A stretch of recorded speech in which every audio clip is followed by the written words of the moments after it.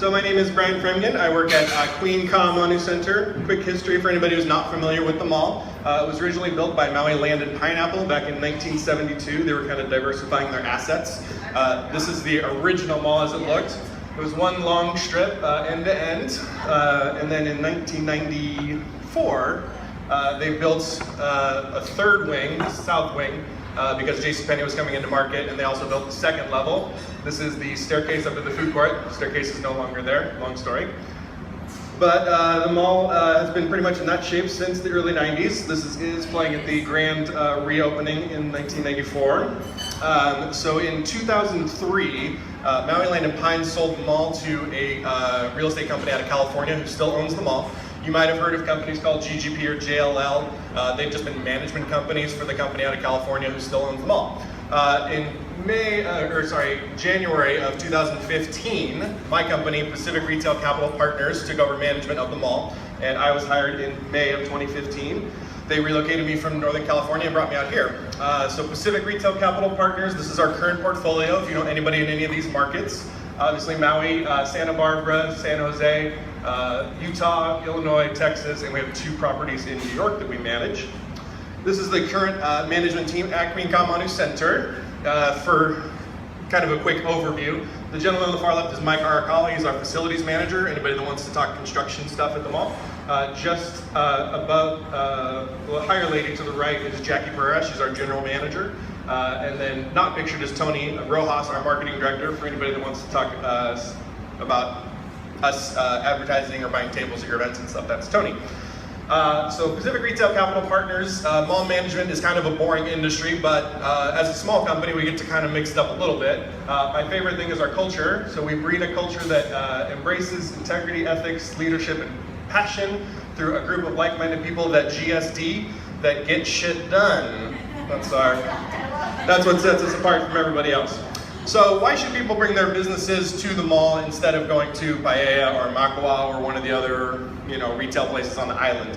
Obviously we have the most events, most parking, and our parking is free. So we have a lot of nice amenities that attract shoppers and keep them coming back. Obviously covered playground is kind of nice, and we got some pretty good dining options as well. Why take your business into the mall instead of going online? Everybody's just doing online, just online, just online. The big difference for us is just that exposure and visibility. So in the mall, you're going to have people walking by your business all day. So maybe they didn't think that they were going to buy a t-shirt, or maybe they didn't think they needed a new cell phone case. But that all translates into dollars. All those traffic, all those people walking by is really what we sell. So what's my job? Side note, I was thinking about going back to clean shaven. I was at the doctor yesterday, and the doctor's like, you kind of look like a celebrity, but I can't place it. And the nurse goes, oh, you kind of look like that guy from The Hangover. Yeah, so the beard might be going away soon. We'll see. So what's my job at the mall? It's a specialty leasing manager. What does that mean? I help small businesses, find space for their business. So I can sell vacant stores, carts, or kiosks, and I also am responsible for any advertising, sponsorship, office space. We have that office building out in the parking lot with Keller Williams and the credit union. I got a space out there. So that's what we're selling is visibility, exposure, and co-tenancy. If you want to impress your friends, say co-tenancy. So being next to Victoria's Secret might be a little better co-tenancy for you than being next to a farm if you're up country or something like that. So it brings a certain type of shopper to you. So obviously we have long-term mall leases available at the mall, but I just specialize in short-term. So we have a national broker based out of San Diego. They deal with the Victoria's Secrets, the Macy's, the Bath & Body Works, those guys. I don't deal with them, they just make my job a lot easier. So long-term, people might think, if you tell them, hey, you should bring their business to the mall, they might say, well, I don't want to sign a lease for 5 to 10 years. I don't want to have to pay higher rents than I'm paying elsewhere on the mall. HVAC, camp charges, all those kind of things that business owners get charged if they're at Maui Mall or if they're at shops at Wailea or anything like that. Not all of them offer what I offer. So short-term leases, you can get in for 6 to 12 months. A lot of times I can actually get a 3-month commitment approved if anybody wants to do real short-term.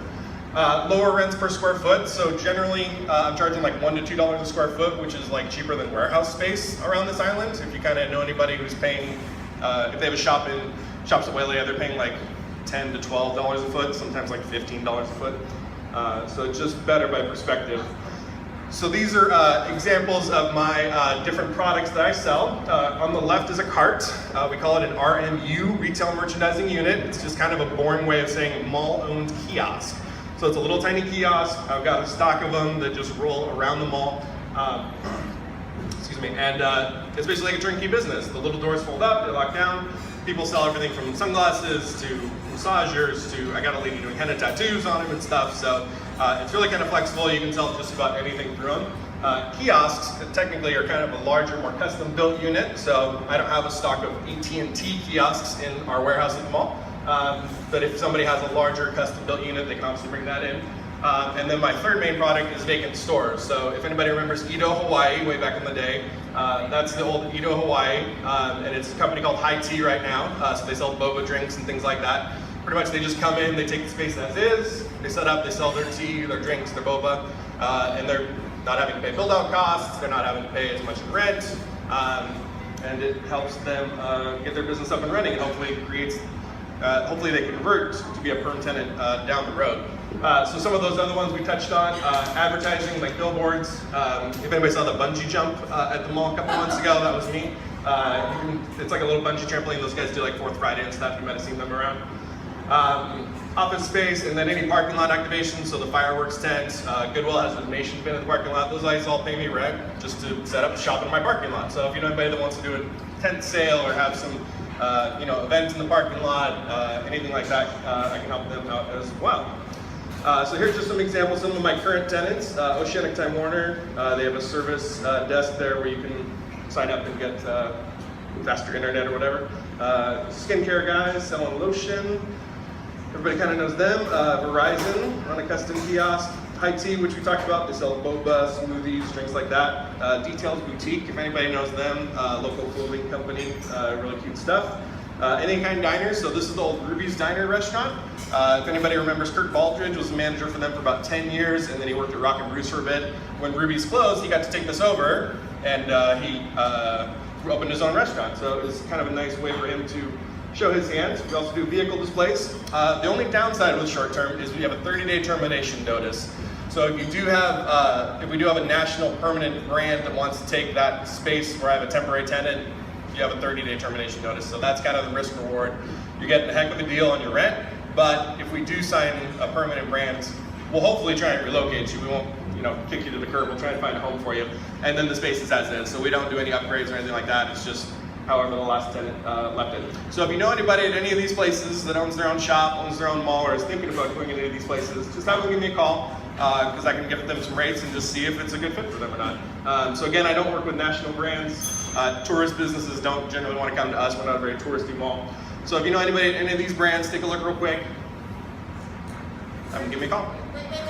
Oh, I was trying to speed up because I got the bell.